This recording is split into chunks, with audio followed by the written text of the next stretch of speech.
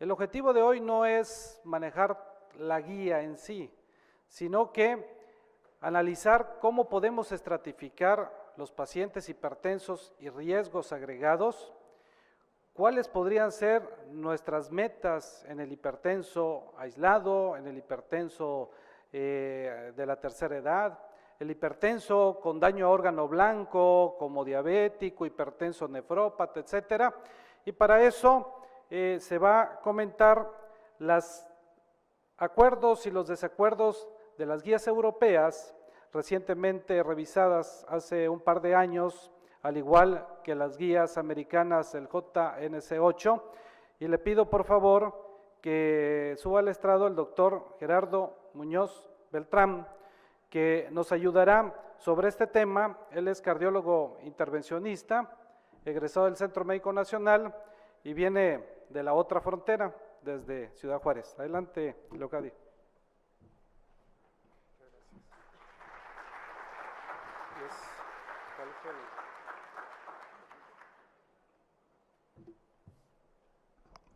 No está por ahí el...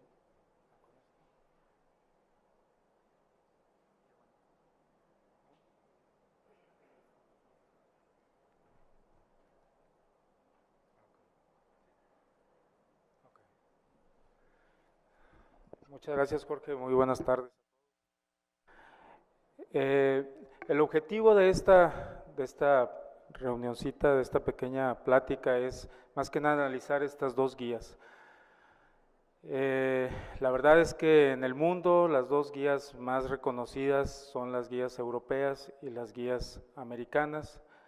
En México esto no funciona, no tenemos en realidad unas guías, tenemos algo que nos orienta un poquito en la práctica clínica, pero en realidad pues no funciona porque no está actualizado, no hay un comité que lo lleve a cabo.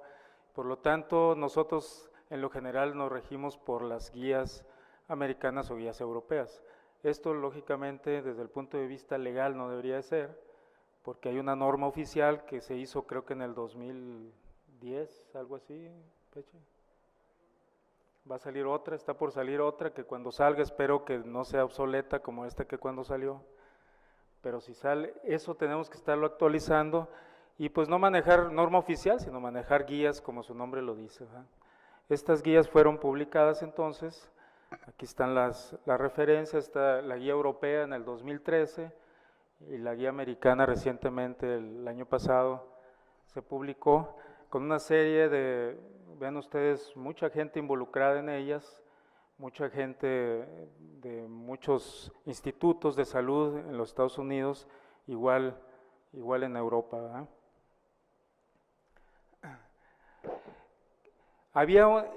Hablando del JNC8, el JNC es un comité americano para el análisis del diagnóstico y tratamiento, poder elaborar las guías para el diagnóstico y tratamiento de la hipertensión arterial en Estados Unidos, y mucho tiempo estuvo el comité conjunto número 7, los lineamientos que ahí se marcaron, pues eran los que hasta el año pasado manejaban en Estados Unidos, y pues hubo algunos cambios ahora que en el 2014 surgió esto. ¿Qué cambios principales? Primordialmente, ahora en esta ocasión se basaron más en lo publicado, ¿verdad? Las revistas, la evidencia científica que hay sobre el manejo de la hipertensión arterial y dejaron un poco a un lado lo que es el consenso de los expertos o lo que ellos opinaban, ¿verdad? También otra de las cosas que se modificó ahí un poco fue que ellos terminantemente decían que siempre al iniciar el tratamiento antihipertensivo se tenía que usar primero un diurético. Esto se dejó un poco, ya se liberó más en las guías 2014, y el beta bloqueador que se utilizaba con un medicamento de primera línea pasó a ser un medicamento de segunda línea. Otra cosa es que solamente se analizaron algunos de los rubros que les pareció a ellos interesantes, no se analizó todo lo que es. Si usted lee en el documento del JNC7, que creo que la mayoría lo hemos leído en alguna ocasión, vemos que vienen muchos detalles que esos ya no lo analizaron, prácticamente se fueron a los rubros que a ellos les interesaba. Y otra cosa importante, que no hubo patrocinadores oficiales por medio del gobierno, que eso se manejó mucho en el JNS7, que se criticó, ¿verdad?, que muchas de las conclusiones eran debidas a eso.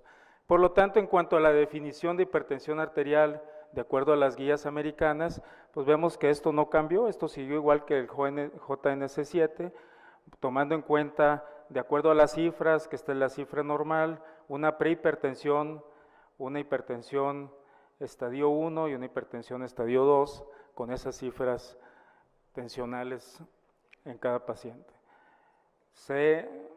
Las europeas, en esta ocasión, sacaron un poquito, es un poquito diferente la definición, pero vean ustedes, se parece, pero en realidad aquí nos habla de una hipertensión óptima, una hipertensión normal, que es entre las cifras estas de 120 a 129 y de 80 a 84 la diastólica, una hipertensión alta normal, todavía normal, y a partir de 140 para arriba y de 90 la diastólica, pues ya es una hipertensión grado 1, grado 2 y grado 3 de acuerdo a las cifras tensionales, tomando en cuenta también la hipertensión aislada, que es una hipertensión sistólica mayor de 140 con una diastólica menor de 90.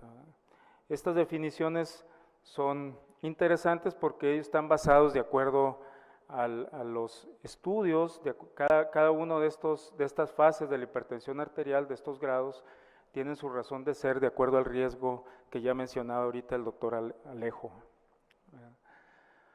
Una de las cosas importantes que se menciona en las guías europeas es que toma muy en cuenta que la presión arterial que nosotros normalmente tomamos en el consultorio, cada vez que el paciente acude a una consulta, pues no es la hipertensión del todo real, ¿verdad? Es la presión que estamos tomando en ese momento.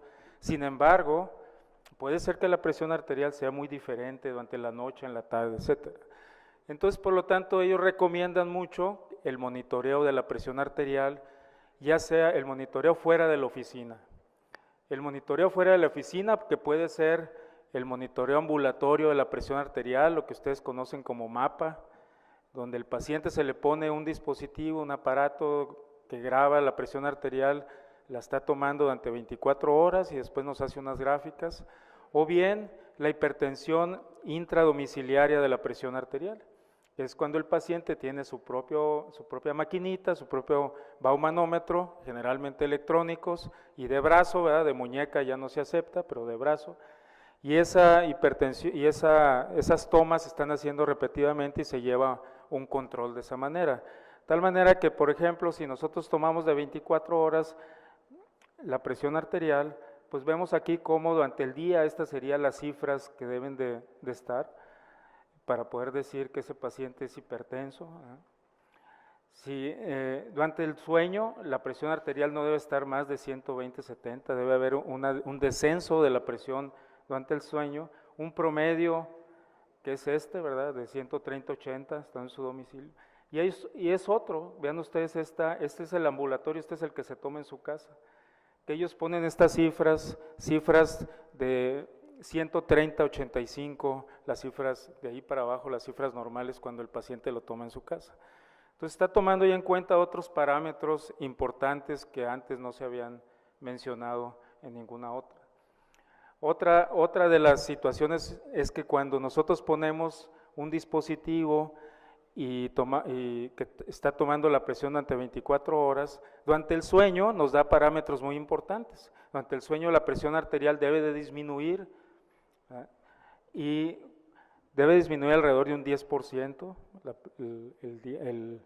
los parámetros durante el día, pero puede ser que ese paciente no tenga un descenso de la presión arterial, aunque la presión sea normal o esté en el límite normal, pero si durante la noche no desciende, ese paciente puede ser de riesgo alto.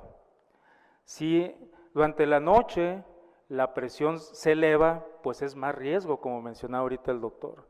Y si durante la noche tiene un descenso mucho más importante del 10%, ese paciente puede tener también riesgo alto de cardiovascular, de presentar algún evento cardiovascular. Entonces son las cosas, los parámetros que nos está mostrando ahorita las guías europeas que son interesantes que nosotros los manejemos. Una cosa es que esto ya está bien documentado y se habla que el monitoreo de la presión arterial tan extra oficina, que le llaman ellos, o intradomiciliario o de 24 horas, ya está evaluado de tal manera que si es anormal, se incrementa el riesgo. O sea que en estos pacientes pues hay que hacerles su monitoreo y hay que estar muy al pendiente de ellos. Aquí tenemos lo mismo que decía en cuanto a las cifras, ¿verdad? Pero también han surgido algunas definiciones de acuerdo a estos cambios, ¿verdad? Por ejemplo, si un paciente, nosotros en la oficina tenemos que un paciente tiene mayor de 140/90, lo detectamos ahí, pero durante el día ese paciente tiene presión menos de 130/85, ese paciente es normotenso, ese paciente, si la presión está normal en la oficina y normal fuera, ese paciente es normotenso. Si el paciente tiene la presión normal en la oficina, pero fuera de la oficina lo tiene alta, pues eso se llama una hipertensión enmascarada. Y eso ustedes lo van a mencionar ustedes lo van a leer muy frecuentemente cuando lean todas las guías de tratamiento en la hipertensión arterial. Si nosotros tenemos en la oficina un paciente que tiene la presión alta, lo encontramos con presión alta, pero en su casa la tiene normal, pues muy probablemente sea un paciente con la hipertensión de bata blanca, ¿verdad? Y cuando están las dos elevadas, pues lógicamente es una hipertensión ya demostrada, ahí no tenemos ningún problema. Las recomendaciones del JNC8, de las guías americanas, nos hablan de que pacientes menores de 60 años que tienen la presión de 140/90 ya son hipertensos y hay que darles tratamiento, primero a lo mejor si no tienen ningún otro factor,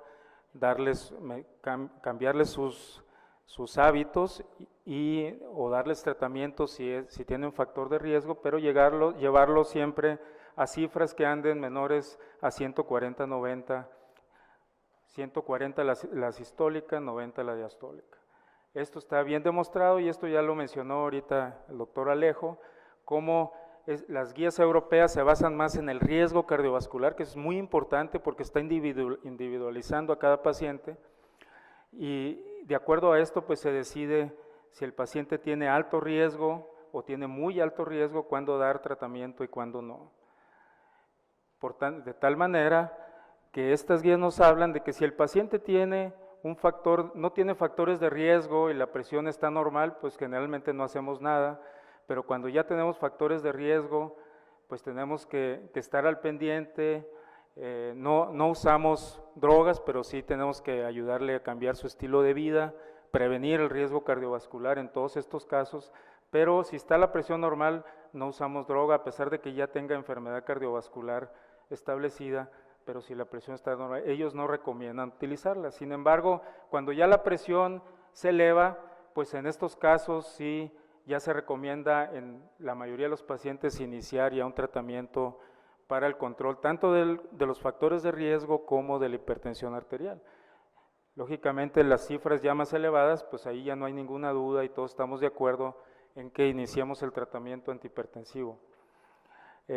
Siempre es mejor, y esto es lo que concuerdan las dos guías, tanto americana como europea, siempre es mejor tratar a tiempo.